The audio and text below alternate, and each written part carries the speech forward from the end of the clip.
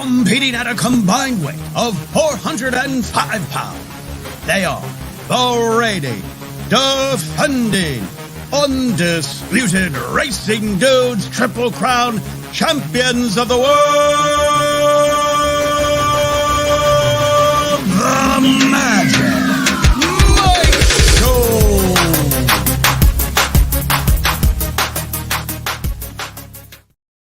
What's up, everybody? I'm Magic. And I'm Mike.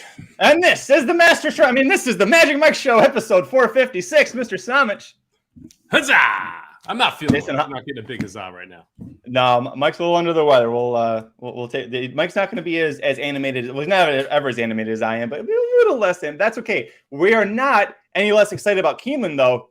Opening day is tomorrow. If you're watching us live or listening on Thursday, it opens on Friday, April 7th. We got the Ashland Stakes highlighting that big day, but it's a big weekend, and this Keeneland card, Mike, it's pretty awesome. I mean, you've got, other than one race we're going to cover in this sequence, you've got a lot of horses and a lot of races with a lot of big chances. So exciting race and lots of prices we can pick up. Yeah, this is a fun card here today. Fun card tomorrow too. I mean, I don't think you can really. This is definitely the marquee card of the weekend, but you can't overlook the Friday card of Keeneland either. Great job filling out all 10 of those races. Don't forget, Keeneland has the $1 15% takeout pick six as well. So this is a fun pick six to play. Usually pays out pretty well. You'll see lots of carries over for the meet. So that's another good sequence you could play over there at Keeneland. And we get the turf pick three back, which completely messes with our software on the back end, but is a fun bet to place from a day-to-day perspective. Yeah, was it $3 turf pick three? It's a $3 last three turf races of the day every day. Yeah, there it is. Nick, I was waiting for him too. He hadn't said it yet. Nick Feldman, a huge fan of that ever since it came out. But yeah, let's get the party started. Speaking of parties, want to give a special happy birthday shout out to this guy right here, Dennis Trusty. He's got 5 million billion things to do, and yet he's spending his birthday with the Magic Mike Show. We don't even do that on our birthdays, Mike. We usually take that day off when it's our birthday. Dennis is here though, so good to see you in the chat, buddy. He had Shadi make a special wrestling related video for him, and I'm trying to figure out how to download it because she sent it to me. But we'll figure, if I can get it figured out before the show ends, I'll play it for you. It's pretty great. But yeah, like Ed says, it's betting Nirvana. You've got 3 Derby preps this weekend: the Bluegrass at Keeneland, the Wood Memorial at Aqueduct, the Santa Anita Derby. Keeneland's running opening day and opening weekend, of course, the Masters. So got all that going. Have you been able to watch much Masters? I know Thursdays are pretty busy for us. A little bit in and out. I have a Hovland ticket at 35-1 to be the first round leader. So that's caused me a little bit of a sweat here since he's 7 under in the clubhouse with the lead right now. It actually is tied for the lead at 7 under with Rahm. So I have to kind of sweat out everyone else. It doesn't look like anyone's going to get close. Sam Burns really the biggest threat there. I guess Jordan Spieth too, both sitting at 4 under after through 10 and 11. But now it's just how many times it gets chopped up, because that 35-1 becomes 17.5-1 with a 1 push. If it could get chopped again, if it goes 3 ways. So sweating Hovland a little bit. Nice to have him on the board and in the clubhouse at the lead. But other than that, I haven't been able to catch too much of it. Last I looked, my Masters best bet was Matsuyama top 20. He's looking good so far. I know it's day one, but he's sitting right at, last I saw, he was tied for 12th. That's exactly where he needs to be. It's like betting a horse to show that you can rely on to show up with a great effort. So gotta love that one. But yeah, we've got Keeneland. It's a big sequence. This is not the late pick 5, which we usually do. This is the all stakes pick 5, races 5 through 9. They carded 2 more after the Bluegrass. So all stakes pick 5, still the 50-cent minimum, all the usual, blah, blah, blah, for Keeneland. But it's a lot. And I think I haven't looked at your ticket. I can already tell we're probably going to have some disagreement. You ready to get into it? Yeah. I think we're going to take shots in different places, which is kind of interesting because I'm taking a shot against one of the horses that you like using her, but I'm going to go 4 deep there, including a 20-1 shot. And you're taking some shots at horses that you're leaving off one of my horses. I'm surprised. Yeah, it'll be fun. If you're in the chat, the live chat, we'd love to hear your opinions. Let's get into it, buddy. Rise up.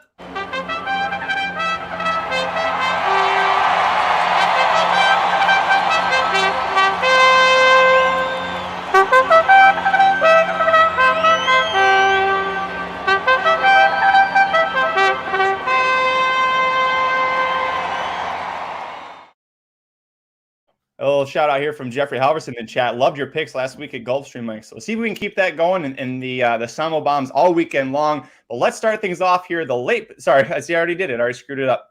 The all stakes pick 5. First leg at Keeneland on Saturday, April 8th. Race 5, the Grade 3 Commonwealth Stakes. 10 older males sprinting 7 furlongs on the dirt. Where are you going on top?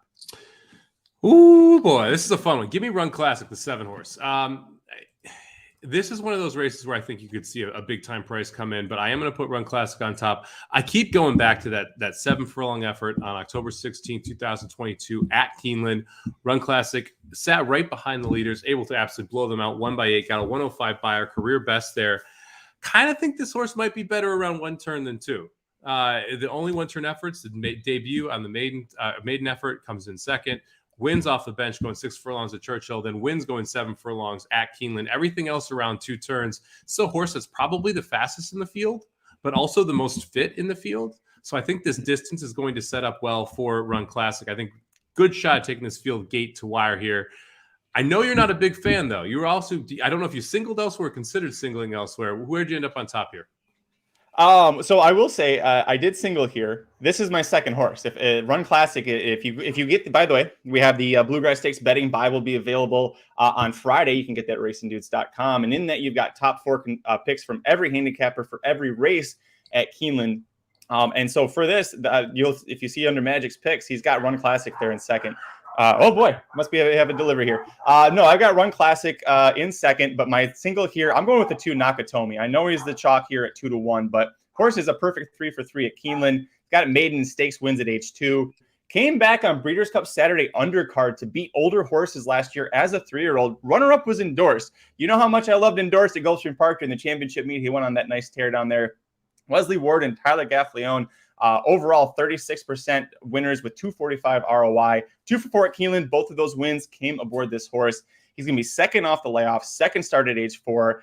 2 back in the Grade 1 Malibu. He came within a length of second of winning that. Obviously, Tabo was long gone in that spot, but Nakatomi to me, I think, is a great play. So both the 50 cent, and I pulled a Mike Somich. I got a $5 ticket. I'm singling Nakatomi in both.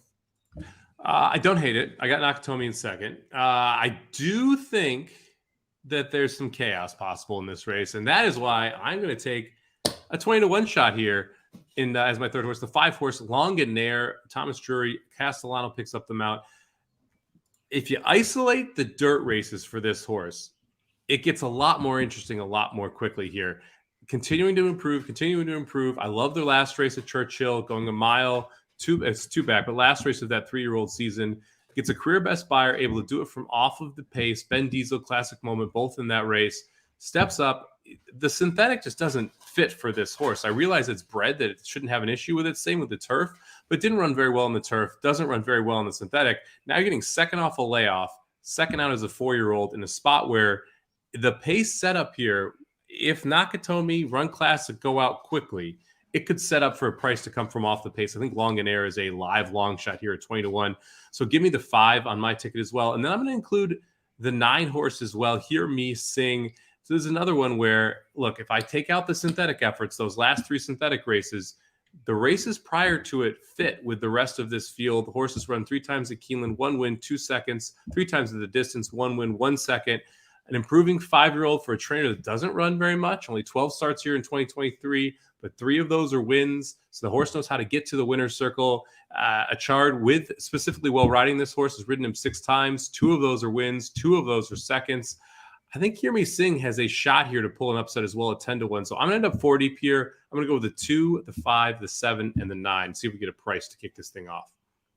The 5 Legionnaire is famously a half-brother. Oh, no, I'm sorry, full brother, I believe. Art Collector. Is Art Collector by Into Mischief? Anyway, he's at least, at the very least, he's a half to Art Collector, winner of the Grade 1 Pegasus. A horse that got better as he got older and who started his career with Tommy Drury before moving on to Bill Mott.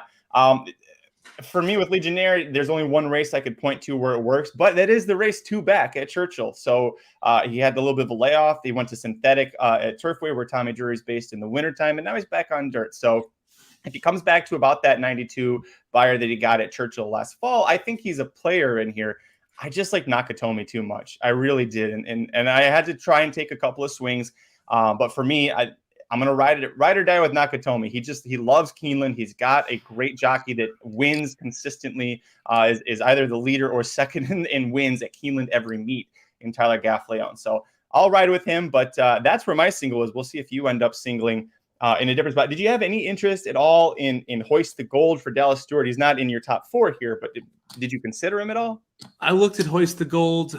Hoist the Gold has a winning problem. It was 2 for 17 in his lifetime, only one win in 2022 and 2023. That was one of my main issues here. And, faced Gun 8 a couple times, Tejano Twist, Taba, Pioneer Medina. So there's some excuses there as to why he's not winning, but there's just not enough efforts there that make me go, oh, yeah, okay, this could definitely win this race. And the one that like jumps out at you that, hey, this would probably win it is the effort going 7 furlongs at Keeneland in the Perryville. So I wouldn't talk anyone off Hoist the Gold who likes them, but for me, I'm looking for a horse that I feel like has a better shot at getting their photo taken versus hitting the board here if we're playing pick fives. Speaking of horses getting their photo taken, I don't understand it. There's a lot of love in the chat for Long Range Toddy. Maybe you can point back. I understand if you're looking at the Grade 2 Phoenix Stakes last fall here at Keeneland going 6 when he got beaten by just a neck, but A, that was only an 88 buyer. B, do you want Manuwa? Do you want Top Gunner? The horses that were all just sandwiched around him? I don't. So, hey, you're getting 30-1 on him. I wouldn't touch him any higher than like 4th, maybe 3rd on your exotics. It's for me, I don't want anything to do with him as far as wins goes because he doesn't want to win either. Yeah, I mean, I would rather look at like the 8 Pro Occident if I was looking for a long shot. 12-1 is a horse that has a ton of upside, just a 4-year-old son of Magna de Oro, so definitely could continue to improve there. To me, there's just a lot of really interesting horses that you can project out improvement in this spot. So it's hard to end up on a horse like Long Range Toddy where I don't think we can really project anything. All right, Mike, let's move on. The second leg of the All Stakes Pick 5 at Keeneland on Saturday, April 8th. Race 6 is the Grade 2 Appalachian Stakes, 9 3-year-old fillies routing a mile on turf. The first of 2 turf races we'll talk about. Where'd you go on top? I kind of like the 7 Pleasant Passage here, and this is where I think we're going to diverge, Magic. Look, Pleasant Passage I thought ran really well at Saratoga on debut, able to get the job done, comes back at Backwood and really inherits a slow pace. So that race I didn't think was that great, but then you watch that Breeders' Cup Juvenile Turf, Phillies Turf, and I thought she ran really well there on this Keeneland turf course, going a mile, was further back than she wanted, got shuffled even more, then angled out, and I thought was flying late and just kind of lost because the wire got there before she could. I don't think this is a group of world beaters when you go through here. I'm not a huge Cairo Consort fan, so that means I'm probably not a huge Papaleo fan either.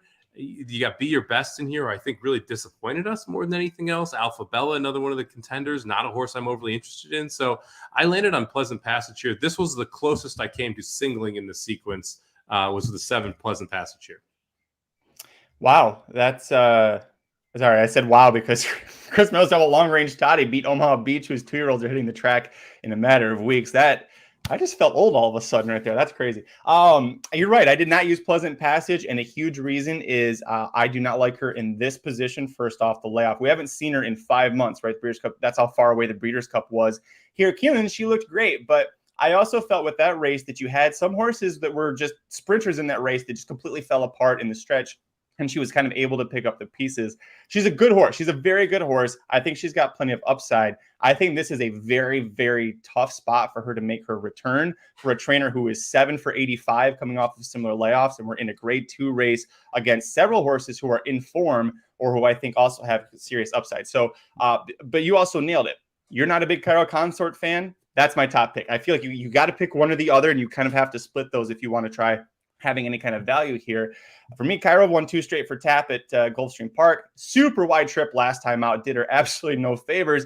She's got continuously improving speed figures. These are the best connections in the sport right now. Todd Pletcher, Ira Ortiz Jr., you're putting them on turf with a filly that Pletcher's gotten and has been as effusive with praise as he ever is with horses, which isn't much, but he's loved her. I'm going to ride with Cairo Consort on top. And did you leave her off your ticket, Cairo? I did, yeah. Okay. Yeah, this is we're definitely going to have we're each taking a 5-2, 3-1 co-favorite basically, and we're splitting it here. Yeah, and I was not impressed with the 3-year-old fillies that were running at Gulfstream Park over the Champions Meet, and that means that the 2, 3, and 4 are horses that I'm going to leave off here and try and get around those horses, because those were some of the horses, or those were a lot of the horses that were running well at Gulfstream Park down there.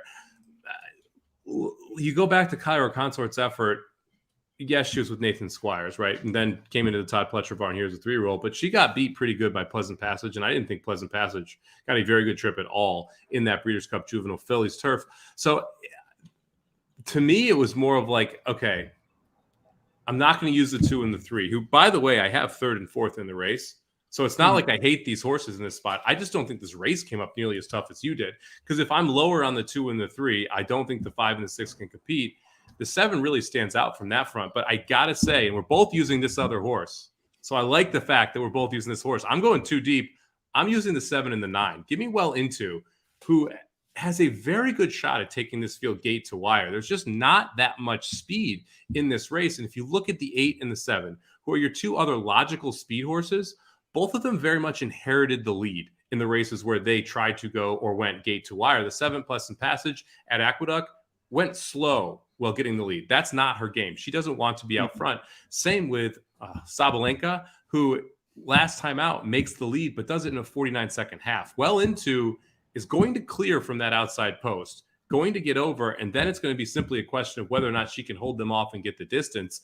I like the 10-1 price on her as much as I like anything else in this race, but I do think Pleasant Passage is one you have to include. That's why I ended up with that 7-9 combo to try and get through here. We agree on this one. This is my second horse as well, Well Into. And man, what I did the handicap and looked at the odds, I went 10-1. I was like, oh, this is a great. So this is I went too deep on the $5 ticket in one leg, and it was this one going 3-9. So we both feel very strongly about the 9's chances. And I won't reiterate. You nailed all the great points there. I did put Papilio, the 2 horse, in my 3rd position here. Like Cairo Consort, really rough trip last out. She had to check off of heels midway through the first turn, super wide. She still finished ahead of Cairo Consort, and yet if I like Cairo Consort at 3-1, I'm getting 6-1 on a horse that outfinished her and had just as rough of a trip as she did last time out. And that was her first start with Mark Casse, first time as a 3-year-old, first time in North America, in her first start after 6 months. I would feel better, a lot better, about her chances if Luis Saez hadn't ditched her for the 6 Be Your Best, who neither of us are touching here. But she also lost her last race in Ireland, Papilio. It was a Group 1 race that produced the Breeders' Cup Juvenile Fillies Turf winner, Meditate. So she's got that going for her, and both wins overseas came against open company. She was able to beat males as well as females over there. In lesser races, she wasn't in group competition there. But the fact that she came to America and despite that super rough trip was able to get second impressed me. But again, that comes down to me liking Cairo Consort. You didn't in this position, so I understand why you left her off. And then the last one do you want to go ahead? I would use Papilio over Cairo Consort here. So if I was going to go 3 deep, I would be 2-7-9. I do think Papilio has a chance to take a step forward here. Second time North America. That trip was brutal. You're dead on there. And the price delta between her and the 3, I think, is pretty significant as well. Last one for me, number 4, Heavenly Sunday. Loving 8-1 on a Brad Cox horse who's going 2 turns here at Keeneland on the turf. She won 2 straight turf routes to start her career, including over this course in distance last October with Flo in the saddle. Note that she was coming off of Lasix there as well. She was Lasix on for her debut win and then was off Lasix and still won just as impressively. That was it for her 2-year-old season. She came back for 1 start so far as a 3-year-old in the Swedish Chance Stakes. She was 3rd, beaten by Cairo Consort and Alpha Bella, who I am not using in here, but I thought the Heavenly Sunday, her first time facing graded competition in a very classy filly, Cairo Consort. I thought she made a good use of herself there, but I just think she's got a lot of upside here. She's by Candy Wright. She's out of a Giants Causeway mare, 2 for 2 at the distance, and again, proven over Keeneland. I think there's a lot of potential, and when I saw 8-1 here, I was like, I've got to put this filly on. I know obviously she's not on your ticket. Did you like the 4 at all? This is kind of, I kind of grouped Heavenly Sunday in with the 2 Papilio and the 3 Cairo Consort. The 3 of them were kind of making up my second or third, fourth, and fifth spots. I could see taking a shot with Heavenly Sunday over either of the 2 if you like the horse quite a bit. It's a logical spot to step forward. Brad Cox and Florence Giroux very well at this meet. So there are reasons the 4 could get better. To me, it all goes back to the fact that if Pleasant Passage improves, it's going to be really tough because for the 2, the 3, or the 4 to be able to improve enough to be able to get to the 7. And that's why I like this, is the beauty of horse racing, right? I see it a certain way. You see it another way. If I saw it your way, I would be using the 2, 3, 4, and 9. I totally get why you're playing it in that sense. Whereas if you saw it my way, I'm sure you use the 7 and you use the speed and you move along, right? It's a simple fact of what do you think the 7's going to do off the layoff? Is it going to be a linear move, or is the 7 going to be able to improve? Because the 7 takes a step forward, it's going to be tough for anyone but the 9 to beat the 7. If not, the 2, 3, and 4 are all really interesting options. And Pleasant Passage, the 7-horse, sired by More Than Ready, who also sired the Queen of Keeneland, Rushing Fall, who won this race as a 3-year-old as well. Just had to give a little Rushing Fall shout out. Let's move on. Third leg of the All Stakes. Damn it, pick 5 at Keeneland on Saturday, April 8th. Race 7, the Grade 1 Madison, a whopping field of just 5 in here, and a huge reason. Only 5 fillies and mares, older horses going 7 furlongs on the dirt. The Breeders' Cup Filly and Mare Sprint champion Goodnight Olive is back as a 5-year-old. It's hard to believe as a 5-year-old, she's only had 7 career starts to date, but it sounds like Chad Brown has said this is going to be the starting point for what he hopes is a routing year for her, targeting the distaff, and breeding-wise, she might be able to handle it. She's got to handle this race first. Did you use her? Yeah, I did. I'm going to go too deep here. I did use her. I think she makes a ton of sense here. Look, the fact that Society and Yuri Guri both show up here sets up beautifully for Midnight Olive, who should try and sit right behind those two. If Goodnight Olive gets involved in that early pace with Society and Yuri Guri, that's the way she loses this race. Like this, I thought this was interesting because I'm not scared of Yuri Guri at all. I don't think Yuri Guri can win. Society could upset Midnight Olive if Yuri Guri doesn't break or Society's able to get loose. But Mary Quite Contrary to me was actually the interesting one here. And I don't love the fact haven't had any success outside of Florida. But with the pace setup that I think could unfold, and that's Society and Yuri Guri going, Goodnight Olive sitting right behind, Mary Quite Contrary is going to have all kinds of pace to run into going the 7 furlong distance.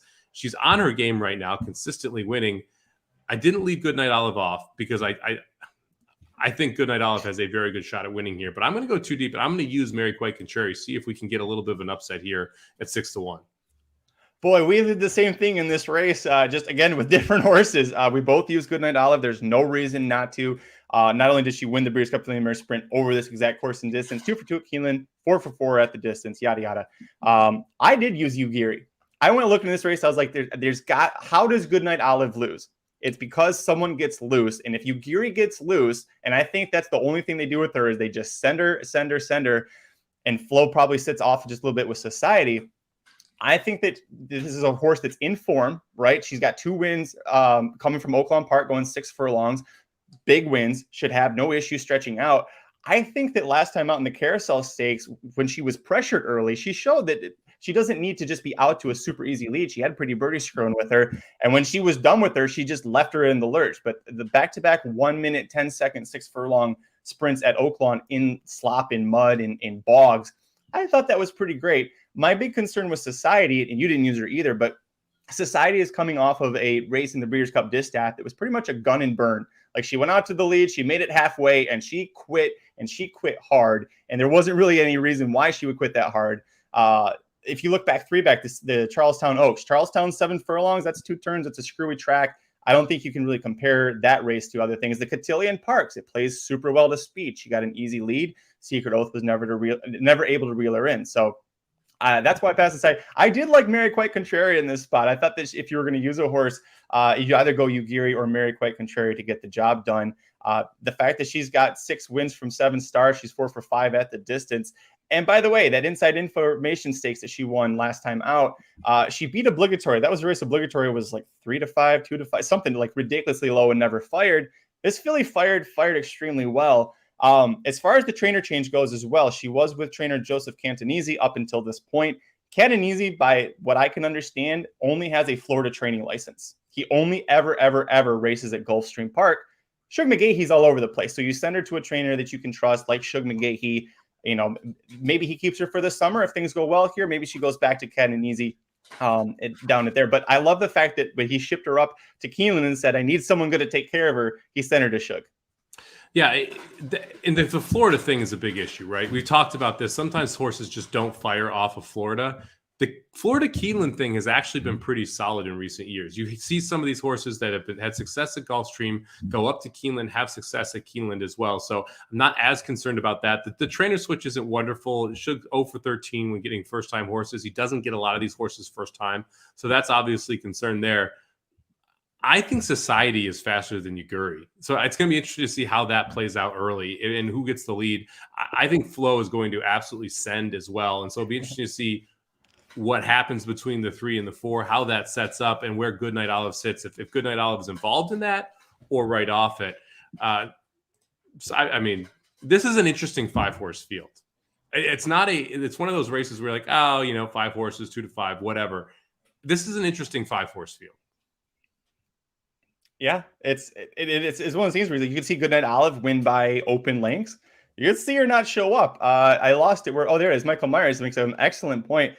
5-year-old mares sometimes just decide they don't want to go, and we've talked about that a lot. The female horses, especially when they decide they're done, they're done. So we'll see what happens. 2 to 5. That is oof. Is she 1 to 9 or is she 1 to 5 when she goes off? I think 2 to 5 is actually pretty fair.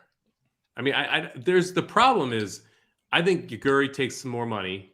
I think that the society takes money. So I think that helps her price stay about where the morning line is. All right, Mike, penultimate leg of the All Stakes, pick 5 at Keeneland on Saturday, April 8th, race 8, the grade 2 Shakertown, 12 males, 3 and up, plus an also eligible sprinting 5.5 furlongs on the turf. This is one of your favorite races of the entire calendar. So who is your top pick? Give me Artemis City Limits, the 3-horse. Mike Maker, Irad Ortiz. Look, the post position for this horse the last 3 races has been absolutely brutal. I don't think people make it enough about post position sometimes. If you go back and look where Artemis City Limits drew those 3 races, 13 out of 14 in the Breeders' Cup Turf Sprint, 7 out of 9 in the Grade 2 Woodford, 11 of 11 in the Turf Sprint at Kentucky Downs. It is hard to be successful from those posts. Now we're flipping that around, drawing the 3 posts. I think Artemis City Limits, this is all systems go. This horse is fast enough to take the field gate to wire, talented enough to be able to sit in second or third if need be, and be able to make a run on the inside. Oh, by the way, you sign up by Irad Ortiz. I think 5 to 1 is a nice price here on Artemis City Limits. Love it. We have agreement on there. So you went 3 deep here, and you also used my second pick. So I'll just go right now to the 12 horse Arrest Me, Red, Wesley Ward, Joel Rosario. Just like with Artemis City Limits, scratch off the Breeders' Cup Turf Sprint. This is a super consistent, talented turf sprinter. He's 0 for 2 at Keeneland, which I was like, ugh. But then I looked at why. Well, one of them was a Breeders' Cup. The only time he's ever tried 2 turns in his life was at Keeneland. So I'm like, okay, you're 0 for 2 at Keeneland. That's fine. You were in a couple of harder spots that you weren't suited for. Since Wesley Ward took over training from Arnie Delacour, 8 starts, 7 if you scratch off the Breeders' Cup. He's got 4 wins, a second and 2/3, all turf sprints. This is his game. This is his trainer's track. I just hope that we can finally find out if this is a horse that can win at Keeneland. It was 3rd on my list. It's interesting that Irad got off. This was where I thought Irad would be when I originally looked at who drew into this race. It's interesting that Irad ended up on Artemis City Limits and not on Arrest Me Red, because he had ridden this horse multiple times for Mr. Ward, and now to flip over and to ride the 3 I thought was interesting. I'm going to use Caravel too, and we're going to go back and forth on this one. Look, I'm not using Caravel because of the Breeders' Cup Sprint. I'm using her because of the other races that are on the page. I was back and forth on using Caravel in general because of the price. I think that's my biggest concern here. And I'm guessing that's why you left her off, right? Yeah, I've said this before against her when we covered her last year. I just don't like her against the males. She's 4 previous starts versus males. She got 3rd at Woodbine, which meh. She got 2 6th and then 12th, which admittedly the 12th came in the 21 Breeders' Cup Turf Sprint before she switched over to Brad Cox. But I'm afraid that now she's 8 to 5. She's going to get extremely overbet here. By the way, this is a mare. This is a mare taking on males. It's not a guy in here. I just don't. I don't see her getting that same too at this point too.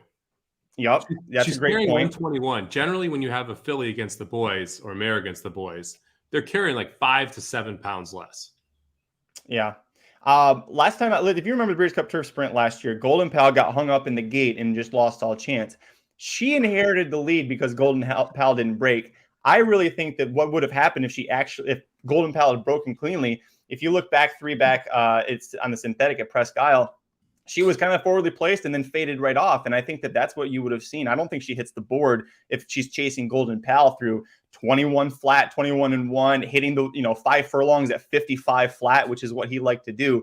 He ran a lot faster than she ended up completing that Breeders' Cup Turf Sprint. So for me, that was why I left her off. But if you're going to use her, and you're going short here, so that makes sense. It is Brad Cox and it's Tyler Gaffleone, and he loves to ride this horse to victory. He's got 3 wins from 5 mounts so far. So, well, another spot like the other turf race. I just updated my ticket. I'm not using her. Get her out of here. The 8 to 5 price is what I can't handle, because I agree that 8 to 5, that may be the highest you see on the board. because you're going to see a little bit number come. She may end up going off here 7-5, 6-5, somewhere in that range. You got the weight. There's not that big of an advantage. First off the layoff. And she's also 8. We talked about this a second ago. Sometimes these mares decide to stop at a certain point. Do you really want to be sitting there at 8-5 when she decides to stop? I'm going to switch it off her, and I'm going to go to the 5 horse, Mr. Wayne Catalano here. Horse switches barns from the Gustafson barn over to the Catalano barn, runs pretty well twice over at Oaklawn Park, then goes to the turf and runs a blazer at Fairgrounds, going 5.5. And I love the way that Mr. Was able to do it too. Able to sit in third and then pounce on those leaders, be able to come from just off the pace, something that not a lot of horses in this race possess. They either need the lead or they're coming from way out of it. This 5, Mr. May be able to kind of cut the difference there. So I'm going to go with the 3, the 5, and the 12 here to try and get through. I told Mrs. Maggie beforehand, I was like, if either of us uses this horse, every time Mike says, I'm going, after you. I ended up leaving this horse off. I considered him for a while. You make all great points, but a huge step up in competition from Remington Park Allowance and $17,000 optional claimers at Fairgrounds. By the way, I haven't seen, we're not that far removed from the Fairgrounds meet, so it's a little hard to tell. I don't know how horses are doing leaving Fairgrounds from that. I can't even call it that, whatever they call the turf course at Fairgrounds there. It was bad. The interesting about Mr. Is that Wayne Catalano, 17% in graded stakes with a $3.74 ROI. So yes, you have a massive jump up in class, but we've talked about this before. I'm going to just keep doing it because it's creepy. We've talked about this before. This is the best type of race to take that big jump up in. Turf sprinting is not a class type thing. It's a who's fastest type thing. So you don't need to be able to kind of go through the ranks and be able to beat these classy horses. That you don't have to have multiple grade 1 victories to win a grade 1. It's just straight up who's faster today when you're turf sprinting, which kind of peels back some of those class jump onions. I think you're going to get a better price on horses because of those class issues when it's not really that relevant. This is the easiest spot to be able to jump up in class quickly. I did take a little bit of an issue with the fact that he completed it in 58-2. But then I remembered from watching the replay, they were racing at the outer rail at Fairgrounds. So it was probably a lot farther. They listed it 5 furlongs. I think that was closer to a 6 furlong race than a 5 because of how far out they were. And it was an impressive effort the way he dominated those horses and should step up here. So that makes sense. Yeah, everybody's loving it. Everybody but Mark loves the Mr. Hey, by the way, we won't be live for this race. Damn it. Mr. Who? Mr. Mr. I wish it's probably a good thing that we're not going to be live Saturday when this race goes off. It'd probably be pretty rough. All right. And then the other 2 that I use here, I'll go quickly. Number 9, Bad Beat Brian at 15-1. I love that this horse is getting back on turf where he is much better than he is on synthetic. He just was raised on synthetic at Turfway because Brittany Vandenberg was like, well, we can do this, or we can go to Fairgrounds. And she took one look at the Fairgrounds turf course and said, we're going to Turfway. I don't care. Horse is in form, which I like. He's been competitive against several of these, including last October in the Grade 2 Woodford over the same course and distance. Missed second by a half length despite a pretty uneven trip. Race dominated by Golden Pal. So I'll use him. And then another long shot, I like the number 4, Baker's Bay at 10-1. And, you look at this horse's breeding, you're like, oh, this horse should love going long on the turf. And he did that for a long time. But now he's 7. And, as you get older, Mike, sometimes you just can't run as far as you used to be able to. Sometimes we just got to cut it back a little bit. Tommy Drury Jr., excellent horseman, trainer of Legionnaire, who you're using, took a horse who was very, very good on turf, cut him back to sprinting, taught him how to sprint on the synthetic at Turfway Park, and now we're going to bring him back to turf after we got that confidence-boosting win last time out. It is a step back up, but he did knock heads with a lot of the better, long-distance turf horses early in his career, so I don't think he's going to be scared off by that. And I love the fact that each of those sprint races that he had was a little bit better than the last one, And he was pretty close to Bad Beat Brian at the Kentucky Downs optional claimer race last fall. Going 6.5 furlongs, a little longer. But also note, Wesley Ward's star turf sprinter Outador, 3rd in that race, came back and won a Keeneland allowance next out. So I'm going to use him. I like the prices I'm getting on these horses as well. But they do need to take a little bit of a step up, and I know that. Yeah, I don't think either's crazy. If you're going for long shots, Rob and Birdie here both mentioning Oceanic. I think Oceanic's a very interesting one. We talked about post positions before. Oceanic last time was hung in that 14-14 spot in the Breeders' Cup Turf Sprint. Never really had a prayer. Either of the 2 races prior to that, good enough to win this. I don't hate Oceanic at 15-1 either. Yeah, the race, the reason I left him out, because I was considering for a while, I actually watched the Woodford, and I thought that a lot of that race, why he was able to get up to the last second for second by a nose over Artemis City Limits, who's both of our top choice here. I thought that there were a lot of horses who were chasing Golden Pal, and they just got tired at that 16th pole, and Oceanic wasn't even on the screen until those last few steps, and he was flying. I don't know that there's quite the pace collapse that will benefit him here, and a lot more than the 9 horses he was facing him there. But you're another, like, if you like the horse, you got a good price on him here for Oceanic. All right, Mike, let's move on. The 5th and final leg of the All Stakes, pick 5 at Keeneland. If I can get it to work on Saturday, April 8th, race 9, the big one, the Grade 1 Bluegrass Stakes. 11 3-year-old males routing a mile and 8 on the dirt. 100 Kentucky Derby points to the winner. I haven't looked to see who you have, and I'm very scared to tell you who I do because it's almost embarrassing. But go ahead. Who you got on top? Oh, I almost did it too. I think we almost picked Sun Thunder each, but I did not do it. I took Tapit Trice on top. The pace of this race is really interesting because there's not that crazy early pace that you see. So verifying all of a sudden becomes a little more interesting because he's the one that could probably control it up front if he does. However, mile and 8 at Keeneland is a long mile and an 8th. Like the mile and 16th, you're going to the short stretch, the short finish line. Mile and 8th, you're going further. Like obviously you're going further, but at Keeneland especially, it feels like it's a lot further because of how much longer that stretch ends up being versus that short stretch at a mile and 16th. I think Tapit Trice has every chance to be able to do it. And every time I tried to pick against Tapit Trice, I went back to that maiden score against Shesterkin where he was closer to the pace. And that to me is going to be the key here. What type of speed can Tapit Trice show from the rail? If he stays within 5 lengths of verifying, 6 lengths of verifying, I think he's going to be awfully tough when they're turning for home. So I put Tapit Trice on top. I'm going to use some horses I really hate in the 2nd and 3rd spots. We'll get into that in a second. I think this field is, man, if Tapit Trice, I'm thinking about saying something crazy. This might be the worst field of the 3 preps on Saturday. Might be worse than the Wood. From top to bottom? Yeah. Might be worse than the Wood. Not going to lie.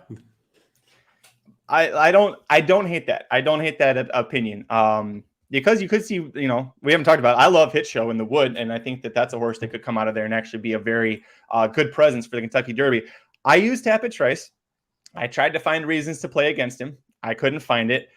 We both agreed on another horse in here, and then you've got your long shot speed horse. My top pick, I did use Verifying, and damn it, I hate the price. I would love this horse a lot more if it wasn't 3-1, and Tapit Trice is 5-2. You've got Tapit Trice, who's on a 3-race win streak for Todd Pletcher, won the Tampa Bay Derby. And you got Verifying, who was like, 50 cents cheaper, more expensive, whatever it is, the 50 cents better price. And what can you point to on? I mean, it's hard, but he's a son of the 2018 Triple Crown Justify. He's a half brother to Midnight Beast, who was a multiple Grade 1 dirt router. You talked about the speed. I love that he drew post 3 because I think he's going to be forwardly placed from this inside draw. I think he'll get first run on the 9, Major Blue, who's projected to be your early leader. He showed in his debut at Saratoga when he won. He can settle on a pressured lead and still finish strong. I'm not a fan of Major Blue in this race, so I think the Verifying will be the one to kind of get first jump on him. It's a matter of, you talked about it, that Keeneland stretch is very long. And when you're at the Breeders', I remember being at the Breeders' Cup and standing just past the finish line and watching those horses come off the turn. You're like, okay, here they come. Okay, here they come. Okay, they're almost to the 3/16 pole. Okay, like it almost feels like you're at Los Al because you're like, come on, keep going. But you're getting a huge jockey upgrade here for Verifying. Cox and Tyler Gaffleone 2 for 4 at Keeneland, 5 for 20 overall with a very strong ROI. Part of that's due to Caravel winning the Breeders' Cup Turf Sprint last year, but I went back and watched the Rebel. Really less than ideal trip, floated everything he could to try and get this horse in some traffic trouble. And you go back to the Breeders' Cup Juvenile, which is over this course in almost the same distance, mile and the 16th. He had a bad break, and he's a horse that does like to be forwardly placed. And when he's not within a couple lengths of the early lead and Rosario didn't try and rush him up, he didn't have any chance to try and even be competitive. He was not beating Forte. He was not beating Cave Rock. I don't know. Maybe he challenges National Treasure for 3rd. Maybe he's, a nose or neck behind him in 4th. But I think this is a horse that still has plenty of upside. It's his 3rd start off the layoff, 3rd start at age 3. I wish I was getting better than 3-1 on him here. And I understand that scares anybody off. He should not be 3-1 unless it's a field like this, which you said might be the worst of the 3. Yeah, no, he shouldn't be 3-1. That's why I can't put him on my ticket. Let's just do a thought experiment. Ooh, okay. Cross out the mile at Oaklawn. Okay. What are his odds? Ooh. Well, in this field, not much, but maybe he's 6-1. Like maybe Blazing Sevens takes a little bit more money. So I would think he'd like be 10-1. Like if you take that out, his career high buyer is an 86. It was in the Champagne when he ran second in a mile race and kind of quit off of it. The 97 buyer 2-back is wildly inflated. And after what we've seen from Gun Pilot and Two Eagles River, I think we can confidently say that race was not as good as everyone thought that race was after that race was run. And we talked about it on this show that race was not as good as everyone thought it was. I'm going to come right back to that thought and say that race was not as good as everyone thought it was. And Gun Pilot has not progressed the way we expected. Well, the way other people expected, not we expected. Two Eagles River has not progressed the way other people has expected. Verifying regressed off that race. To me, Verifying can beat me all day, every day at 3-1 in this spot. It's a ridiculously low price. I will say, to Aaron Halterman's credit, he did the preview for us at racingnews.com. He said, he made a good point. Brad Cox usually brings his best 3-year-old to this race. It's $1 million purse. It's now a grade 1. It took Essential Quality winning it 2 years ago to get it to change from a grade 2 to a grade 1. But he usually brings his best 3-year-olds to Keeneland for this meet because there's so much money to be made. If Verifying is his best 3-year-old, though, boy, doesn't that just stamp home hard that Brad Cox had a bunch of good 3-year-olds and none of them were great. No offense to Verifying on that. All right, Mike, the chat seems to have guessed who were the other horses that we agree on in here. Talk to me about Sun Thunder. Give me that McPeak, baby. Yeah. God, I hate myself sometimes. Look, Sun Thunder makes sense here. This is a situation where I think last time, and this is kind of weird to say, I thought his Louisiana Derby was more impressive than his Risen Star. I feel like the Risen Star set up for him to be able to come from off the pace, make a move. He had some trouble in the Louisiana Derby, and then it was able to close off of that trouble into a ridiculously slow pace. I thought that was a little bit better of a race than it looks on paper. I think Sun Thunder fits in this with the rest of this field. So I'm going to use the 1 and the 7 as my 2 must-use horses. And then I'm going to use a horse that I've hated since this horse won for me. And that's the 8 Blazing Sevens for Chad Brown and Irad Ortiz. Look, this horse isn't as bad as the Fountain of Youth effort, right? I'd say we're more in that Breeders' Cup juvenile type effort. If we repeat back to that over a course we've run well on, that's good enough to win this field to beat this field if Tapit Trice doesn't fire. This is just, you got horses like Raise Kane and who I get won the Gotham, but man, that was a collapse city, right? You've got like Scooby Quando who ran second to Congruent, but yeah, really? We're going to then bet that horse back here at Keeneland? Like, there's just not that much in this race. And so if I'm going to take a stand against Verifying, which by the way I am, then I'm left with 3 horses that I think are logical win horses, and that's Tapit Trice, Sun Thunder, and Blazing Sevens. And I've talked shit on this show about Blazing Sevens and Sun Thunder. So that's where we are with this race in my mind. Yeah, and Kevin O brings up a good point. Second Star is a 3-year-old. Adding the blinkers, I think, could help. Irad jumping aboard it really catches the eye there. I didn't use, but good point from Nick. Yeah, his Blazing Sevens sire, Good Magic, who's also with Chad Brown, same exact path. Lost the Fountain of Youth, although he looked Good Magic looked a lot better than the Fountain of Youth, and he just lost to a gate to wire Roman's horse that popped a huge one. I don't know what went wrong with Blazing Sevens other than everything in the Fountain of Youth, but he went from that. Good Magic went and won the Bluegrass Stakes. You could see Blazing Sevens do the same thing here. I misread your ticket. I thought that you'd actually used Major Blue, and I was like, I cannot wait to hear you make a case for the coach D. Wayne Lucas to win this race with Major Blue, but I'm glad that cooler heads are prevailing here. No, instead I'm going to use the donkey that I've talked shit about for 7 months in Blazing Sevens. I did use Sun Thunder as well. This is a horse that I have liked for a very long time since he broke since his debut. Third determinedly, neck behind next out winner Shopper's Revenge. 2 Derby Trail losses. We haven't talked. I don't think you mentioned this. Both the horses were gate to wire winners. Kings Barnes, easy, slow pace, gate to wire. Can't close into it to catch the winner. Arabian Night. Nobody was catching Arabian Night that day. So you've either got a top 5 Derby prospect in Kings Barnes or one that would be if he wasn't hurt in Arabian Night that have caused reasons for him to just not be close. You scratch those off. Sun Thunder fits really, really well. And boy, this is the time that you want to play a McPeak is when he's 10-1. Are you concerned at all that he doesn't have Brian Hernandez Jr. riding. Hernandez is actually going to be on the 11 horse Mendelssohn's March. And usually that's McPeak's better jockey that he goes with.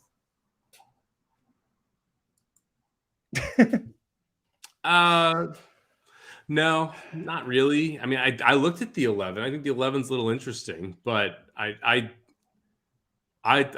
just kind of like the form of the 7 more. The jockey option doesn't concern me. The short answer to that. It's kind of interesting that Hernandez did ride him the last 2 times, then switches off of him for a horse that he did not ride last time out in Mendelssohn's March. But no, yeah, I think the 7's total body of work is more impressive than the 11. All right, that's going to do it for this episode of the Magic Mike Show. Thanks for joining us to go through Keeneland's All Stakes Pick 5 on Saturday, April 8th. Remember, that's races 5 through 9, all graded stakes. Lots of fun action here. We'll go ahead and give out our tickets down below.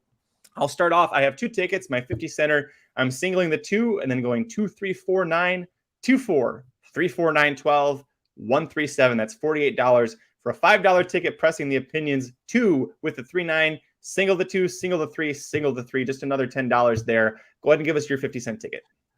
I'm going to go with 2, 5, 7, 9 with 7, 9 with 2, 5. That's interesting. With 3, 5, 12 with 1, 7, 8. That'll cost you $72 for 50 cents.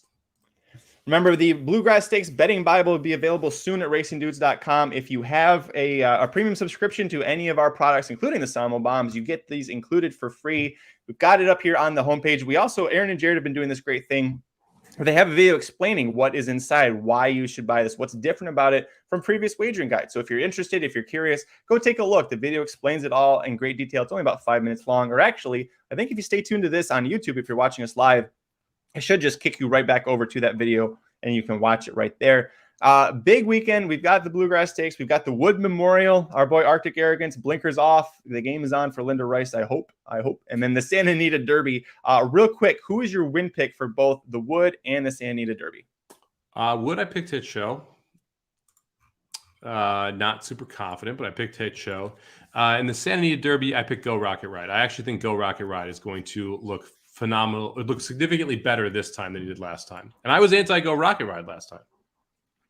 I'm with you on both of those. Yeah, Hit Show and Go Rocket Ride. And one thing that stuck out to me is that Flavien Prat left Santa Anita for the Keeneland meet like he's done the last couple of years. He's going back to Santa Anita specifically for Saturday. It's got to be for Go Rocket Ride. I don't think it's for Faiza because she can't go to the Kentucky Oaks even if she wins the Santa Anita Oaks. I think it was for Go Rocket Ride. And I don't like to say that because it's Jared's horse in fantasy, but I think is a very strong horse. I had a lot of interest in the DeSormo horse, Dazzle Me Silver, who's a maiden winner. Horse is a huge odds. I think that horse with Kent DeSormo riding for his brother Keith, they can team up and really cause some noise. So if you want a long shot to use with maybe Go Rocket Ride and Practical Move, that's where I went. I don't have a ton of faith in Skinner. I think he just logs along and keeps coming up there. But you could also say the same thing for Krupe in the Wood Memorial. Todd Pletcher famously won with Bourbonic a couple of years ago at 86-1 as a maiden. So you can see what's going on with that one. It is Todd Pletcher. He loves to win the Wood Memorial. Anything else that we want to cover? I know it's you got a big weekend, not just professionally, but also personally. I'm interested to see what this horse goes off at, Mandarin Hero, in the Santa Anita Derby. I'm interested to see how the Japanese money and I don't mean that from people from Japan betting the horse, from people in the U.S. deciding how big of a bandwagon they want to get on these Japanese horses is going to be. 8-1 in the morning line. Be interested to see where that horse goes off at. Yeah, I'm curious to see what happens from a betting perspective. I didn't have any interest in this horse. From what I understand, the circuit he was riding on in Japan wasn't the top circuit. Like we were Derma Sotogake and Continuar Perrier, where they were all running. But this is a horse that won his first 4 career starts and then was second by a neck, going 1 mile and 1/8 in Japan. His first start as a 3-year-old. He's got some American breeding. He's by Shanghai Bobby, but that also to me screams 2-year-old and sprinting. So I'm not so sure about that one. But hey, if you like the Japanese, you're getting 2-for-1 special because Kazushi Kimura is going to be riding, the local rider Kimura going to be riding Mandarin Hero as well. So you got to think of it. What odds do you think he goes off at? They're guessing here 9-2, 5-1. I think it's going to be higher than that. I would expect around 8-1, 7-1, somewhere in that range. I actually think the morning line is pretty good. If it's 9-2, 5-1, then whoa. I mean, Derma Sotogate is going to go off at like 5-1, 6-1, your second or third choice in the Derby. Yeah, especially if Tapit Trice doesn't win this race, which it could happen. He loves to come from behind, and boy, you better hope that if you like Tapit Trice a lot, you've got to hope that Luis Saez's arms are still feeling great going into that race, because that's going to be that's 9 furlongs of just come on, go, trying to get him home. Any chance Go Rocket Ride's favorite over Practical Move in the San Diego Derby? No, I think Practical Move is deserving to be the favorite. And I think that anytime it gets close, I think Practical Move will take money. I would expect it's going to be closer than what the morning line made it, though. I think it was 8-5, 3-1. I think it's going to be like 2-1, 5-2, somewhere in that range. Hijaz your Corona Bolt in the the Lafayette Stakes at Keeneland on Friday. Hijazi, I like the 2-horse in there as well, who's 8-1 on the morning line. And speaking of Friday, Keeneland, I don't know who's able to join me. We'll find out. Might just be me. We'll see. We're going to do a little bit of a live show Friday covering the stakes races at Keeneland for their opening day. So please tune in. We've got the Ashland Stakes, which is the main event there. And if you want a preview for it, Dr. Miranda did one for us. It's at youtube.com/racingdudes and racingdudes.com. She's been red hot with her Oaks picks lately. Go find out who she picked in that race. You got Julia Shining and Wonder Wheel both returning. And also on Friday and every Wednesday through Sunday, we have Dudes Who Bet Daily at noon Eastern, 9 a.m. Pacific. Masters talk, NBA talk, controversy in sports that really shouldn't be controversy talk. We've got it all right there for you. So make sure you join us. Follow us on Twitter. I am at Curtis Kalleward. He is at Somobomb 18, number 8. Corporate Overlords at Racing_Dudes. Check out Blinkers Off if you haven't yet. They were live earlier today, so you can go download that and take a listen. They give all their picks for the Derby and Oaks preps. But until next time, I'm Magic. And I'm Mike. Good luck this week, everybody. The Magic Mike Show, where you hear the experts speak. The Magic Mike Show. Tune into the show every week. The Magic Mike Show. You can trust the show is the bomb because it's being brought to you by RacingDudes.com.